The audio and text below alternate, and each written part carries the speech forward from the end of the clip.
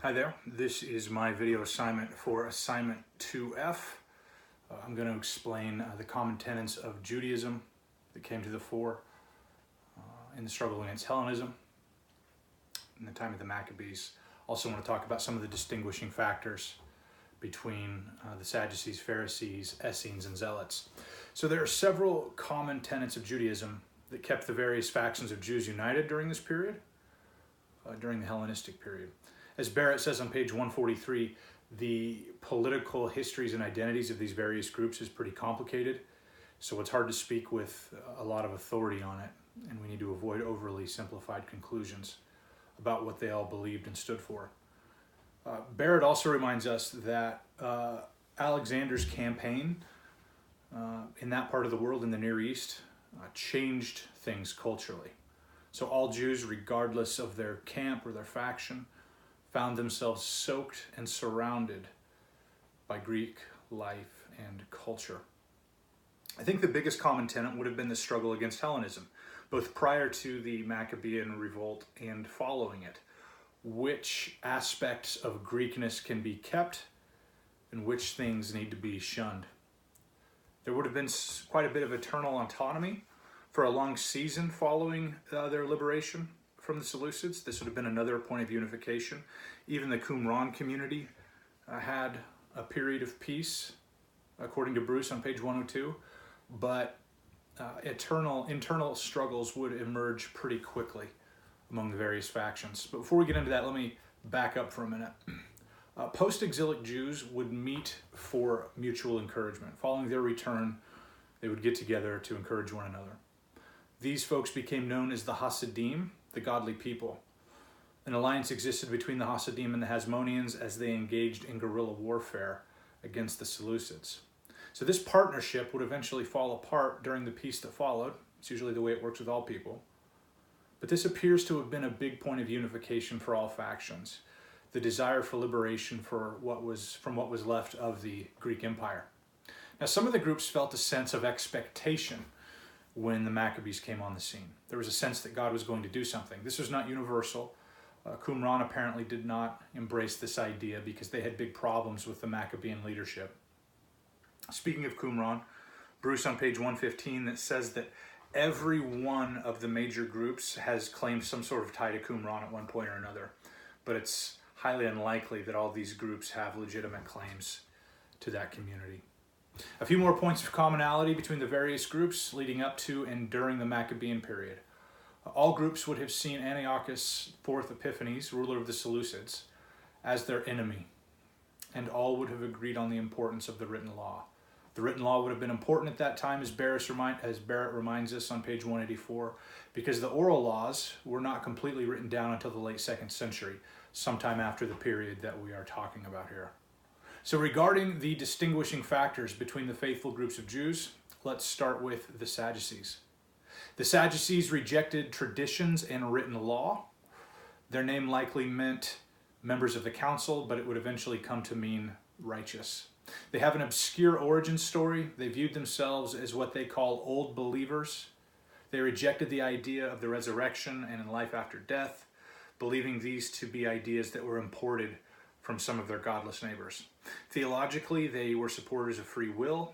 They were the first to show their support of the Hasmoneans. Though they were pretty powerful, they were confined to a few wealthy families, something that probably didn't win them many friends in the wider public. Their movement had some powerful allies at various times, but they did lose a lot of support as well. John Hyrcanus, due to an offense caused by the Sadducees, migrated over to the Pharisee camp. King Jannaeus, a Sadducee, did not help his cause with the public when he slaughtered hundreds of Pharisees all at once. So the Sadducees would kind of wax and wane in their popularity. They would eventually disappear following the destruction of the temple due to how closely their existence was tied to national life. Now the Pharisees, they arose out of the disruption caused when John Hyrcanus, the Hasmonean leader and high priest, when John Hyrcanus found himself at odds with the Hasidim. They disagreed on some key issues. The Pharisees' name might perhaps have originally meant separatists or expounders, but it might have actually originally been an insult as well, meaning Persianizers, and they just held on to the name and changed its meaning. They practiced a strict avoidance of impurity. They were the party of the people. They came back into favor under the rule of Salome Alexander. She came to power after the death of Jannaeus. The Sanhedrin would become packed with Pharisees. Even when their power diminished under Herod, the Pharisees remained popular because they had publicly stood up to Herod. Their influence was actually quite a bit greater than their actual numbers. They were known to stand against Gentiles, Samaritans, and less observant Jews. They were credited with reconstituting the national life following the destruction of the temple. And Barrett tells us on 317 that apocalyptic philosophy and Pharisaical philosophy were pretty hard to distinguish between one another. The Essenes. The origin and name of the Essenes is pretty widely debated. They may have emerged out of the Hasidim. They may have come from near En-Gedi by the Dead Sea. Philo describes them as hard-working, agricultural village dwellers who devoted a lot of time to communal study of moral and religious questions. They would especially do this on the Sabbath. They paid a lot of attention to ceremonial purity. They shared everything in common. They were actually, by today's standards, somewhat progressive. They shared everything in common. They kept no slaves. They took care of those who couldn't provide for themselves. They made no sacrifice. This is likely due to their location so far away from Jerusalem, where they had beef with the ruling party. They wouldn't join the military, and they made no oaths. There's a pretty widely held view that they were largely celibate, though archaeological and historical records seem to disagree with this a little bit from time to time.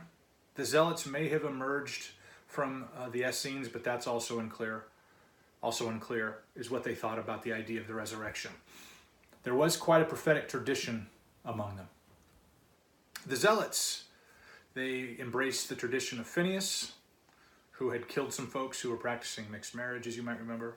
They likely rose to prominence in AD 6 when they revolted against paying tribute to Gentile rulers, but it's very likely, in fact, more than likely that they existed long before then. Their name comes from the Greek zelu or zelos, meaning zeal.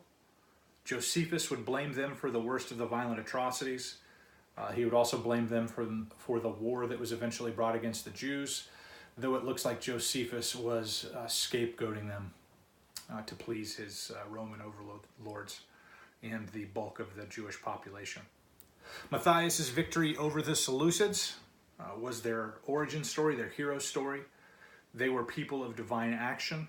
They would not consider themselves patient waiters. This would have been a big point of contrast between them and the Pharisees. When Josephus refers to the Sicarii, also known as men armed with daggers, he may have been referring to the Zealots. The Galilean uprising in 4 BC, that might have actually been their work. So, 4 separate groups that had plenty of stuff to divide them, but also during the time of their greatest national and religious trial, they were far more unified than in later decades. Thank you.